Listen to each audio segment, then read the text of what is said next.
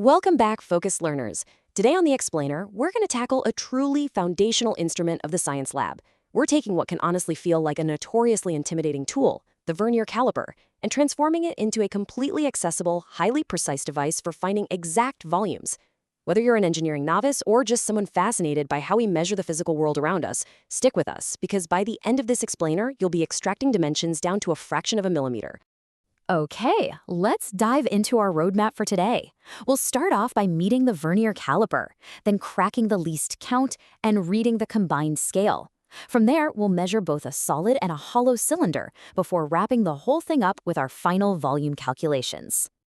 All right, Section 1, Meet the Vernier Caliper. Take a look at the clever engineering going on here from our source lab notes. This whole instrument is really defined by its jaws. On the far left, labeled E and C, you've got the fixed jaws. They stay perfectly still. Then, sliding right along the main body, you have the movable jaws, labeled F and D. Now the lower, larger jaws, those are what you use to grab the outer dimensions of an object, like the overall width of a pipe. But the smaller, upper jaws are actually designed to slip inside an object to capture internal dimensions. And as you open those jaws, notice how a metallic strip extends out from the back, which is incredibly useful for measuring depth.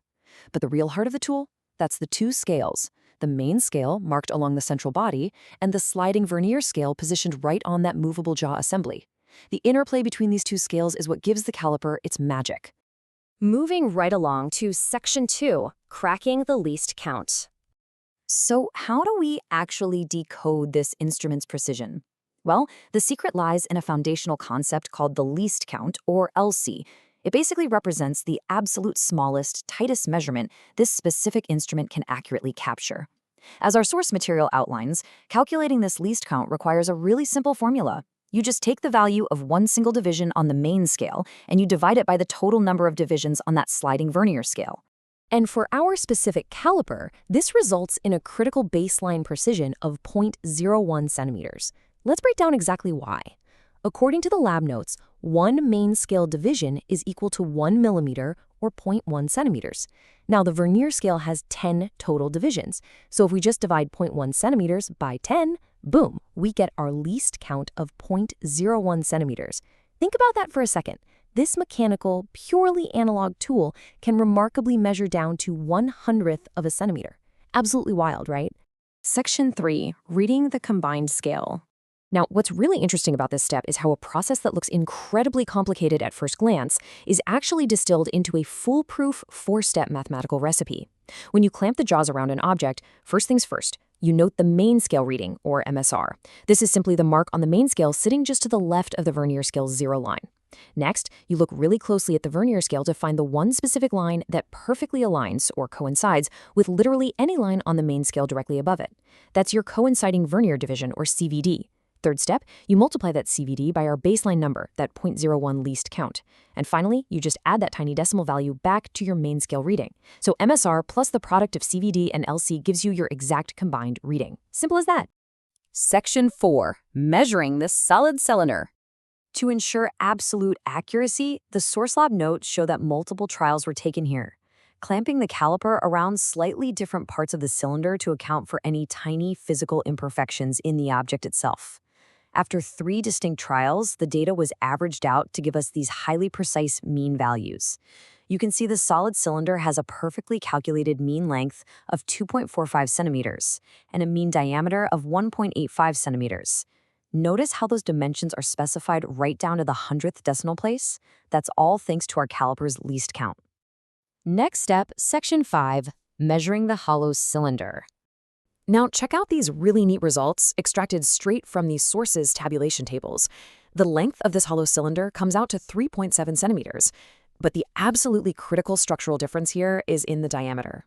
By utilizing the smaller upper jaws of the caliper, we find an internal diameter, represented by a lowercase d, of 1.66 centimeters.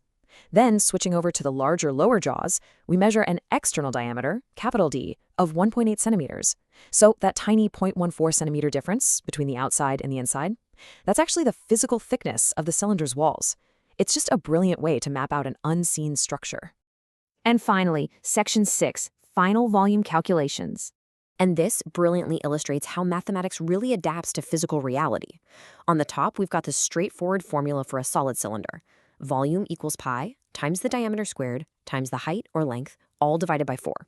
But a hollow cylinder is basically just a solid cylinder that's had a smaller cylinder hollowed right out of its center, right? Well, instead of making us do two completely separate volume equations and clunkily subtracting them, the hollow cylinder formula elegantly combines them. By multiplying the sum of the external and internal diameters by the difference of those same diameters, along with pi and the length, it cleverly accounts for that missing inner space all in one go. Let's actually look at the handwritten source calculations where this math truly comes alive. You can really see the dedication in these lab notes. The universally accepted value of 3.14 is plugged right in for pi. Then, our highly precise caliper-derived decimal dimensions, like our 1.85 diameter for the solid cylinder and that 1.66 internal diameter for the hollow one, are meticulously substituted into the variables to solve the whole puzzle. It's like watching the pieces perfectly click together. So following the arithmetic for this solid cylinder, we arrive at an undeniable, highly accurate volume, exactly 6.57 cubic centimeters. But then, look at the hollow cylinder. The math reveals a dramatically smaller volume of exactly 1.40 cubic centimeters. Even though the hollow cylinder was technically longer than the solid one, all that empty space inside completely changes the reality of its mass and volume. This right here absolutely cements exactly why using those upper and lower jaws to differentiate between inner and outer diameters is so incredibly crucial in the lab. We started out with this intimidating metal tool covered in tiny hash marks, and we've successfully mapped the precise three-dimensional volumes of complex objects down to the cubic centimeter. The vernier caliper really empowers us to see those tiny variations in the physical world that the naked eye simply misses. So my question for you is, now that you can measure down to the hundredth of a centimeter, what invisible dimensions are you going to uncover in your own projects next? Keep questioning, keep measuring, and I'll catch you on the next explainer.